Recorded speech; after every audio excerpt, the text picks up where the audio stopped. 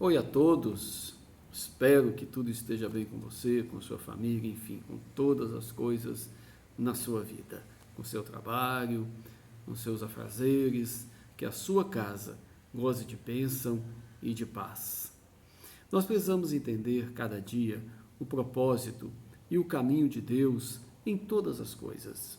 Já nos diz a palavra do Senhor que os caminhos de Deus não são os nossos caminhos. Os pensamentos de Deus não são os nossos pensamentos, porque assim como os céus são mais altos do que a terra, os pensamentos de Deus são mais altos do que os nossos pensamentos, e os caminhos de Deus são mais altos do que os nossos caminhos.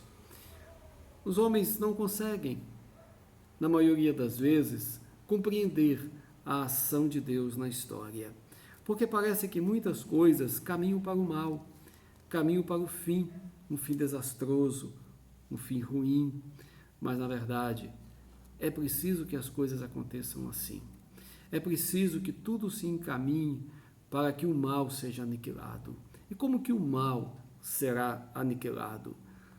É quando ele se manifestar na sua mais absoluta expressão. Quando o mal alcançar o seu ponto mais alto, será então o momento em que Jesus se manifestará com o seu reino e todo o mal será destruído. Assim nós cremos e assim é a nossa esperança. Quando olhamos para a palavra de Deus, vamos ver que as coisas se acontecerão deste modo, porque tudo está representado na própria pessoa de Jesus Cristo.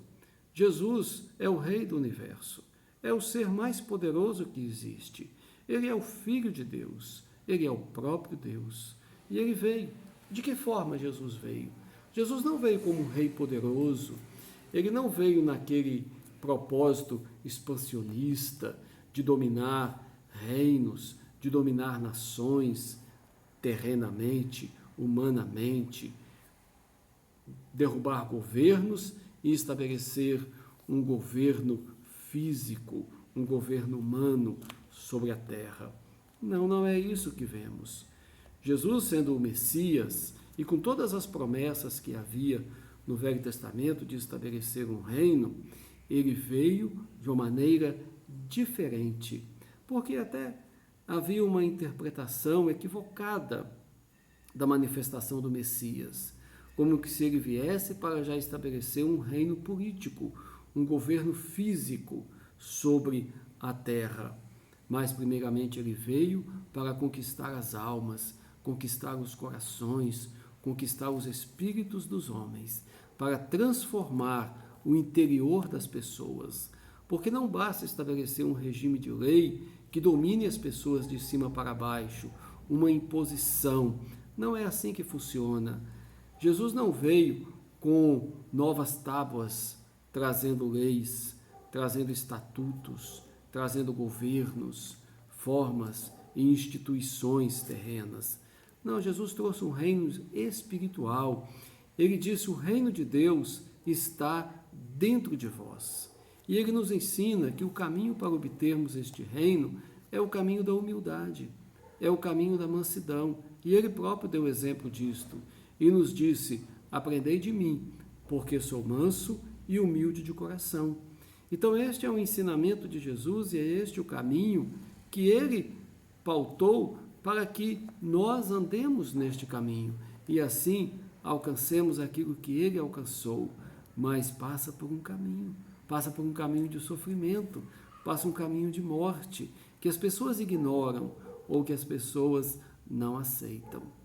Nós vemos aqui na palavra de Deus, no capítulo 27 do Evangelho de Mateus, 2 versículos, quando diz assim: ao romper o dia, todos os principais sacerdotes e os anciãos do povo entraram em conselho contra Jesus para o matarem. E amarrando-o, levaram-no e entregaram ao governador Pilatos. Quando olhamos para este texto, nós pensamos: como pode ser isto? Ele não é Deus, ele não é o Senhor, não é o Messias Todo-Poderoso, não é o Filho de Deus. Ele foi entregue nas mãos de um governador humano, nas mãos de homens, para que ele fosse julgado, condenado e morto. Ele era inocente, não havia nele culpa, não havia nele pecado, não havia nele nenhum engano. No entanto, os homens, movidos por inveja, movidos por um sentimento religioso destrutivo, entregaram nas mãos dos homens para que ele fosse morto. E Jesus se sujeitou a tudo isto.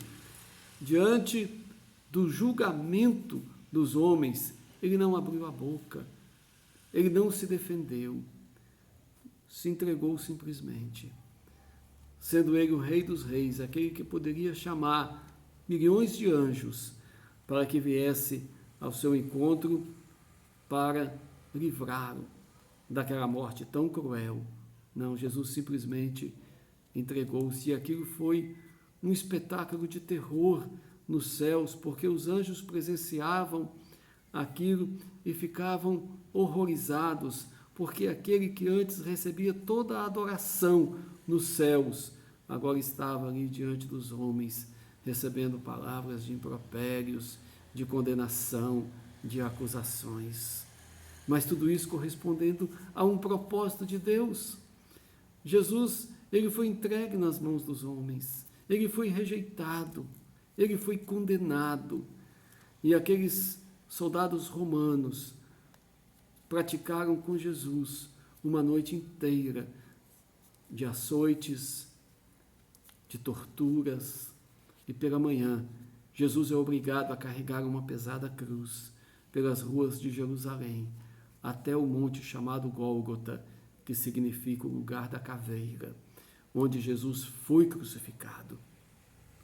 E a crucificação de Jesus Cristo, ela é um marco na história, porque aquele que é o príncipe da vida, o Senhor, o Criador de todas as coisas, aquele por quem todas as coisas existem, todas as coisas vivem pela palavra de Deus, e Jesus é a própria palavra de Deus, é o verbo que se fez carne, mas naquele momento ele estava ali na cruz, a fim de pagar pelos nossos pecados, a fim de sofrer pela nossa culpa, a fim de levar sobre si, sobre o seu corpo, as nossas dores e as nossas enfermidades. O castigo que nos traz a paz estava sobre ele, e pelas suas pisaduras nós fomos sarados.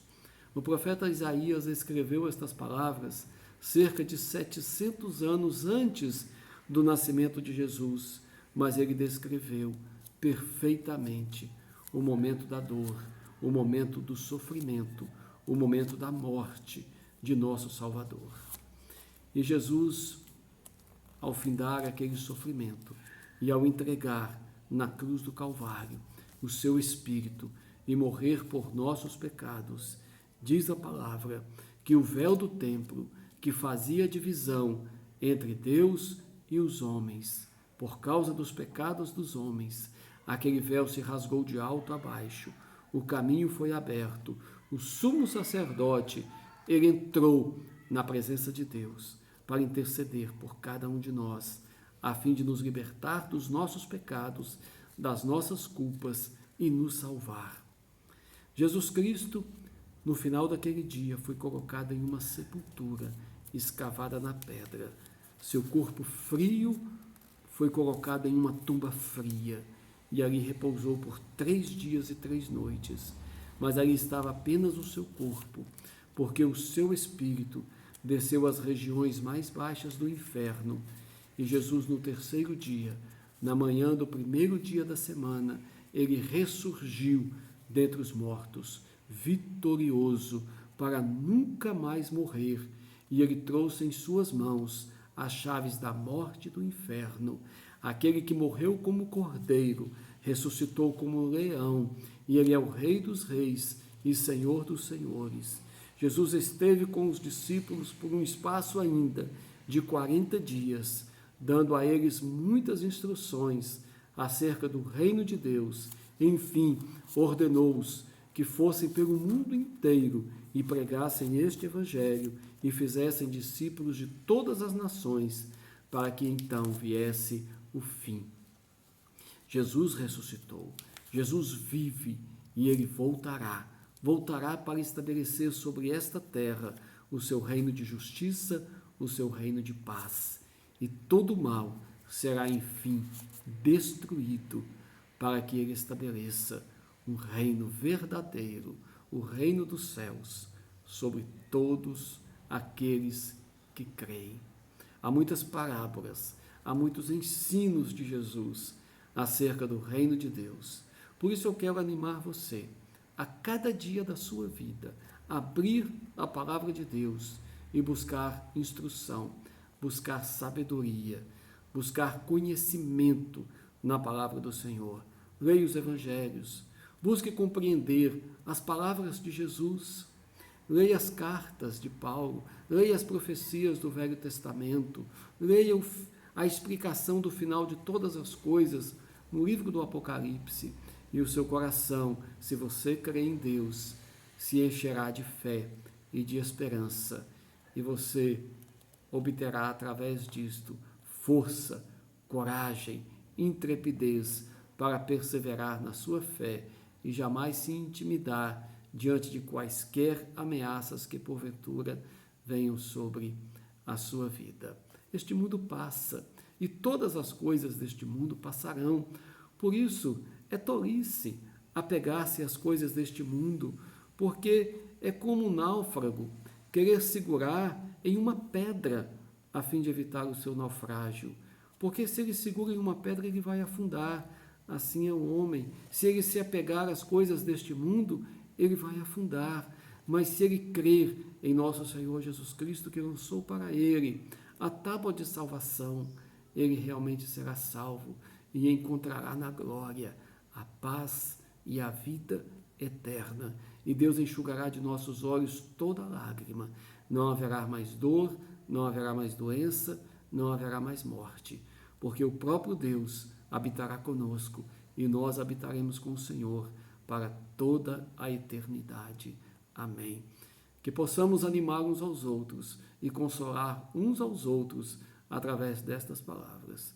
Fique na paz, fique com Deus, que Deus te abençoe. Amém.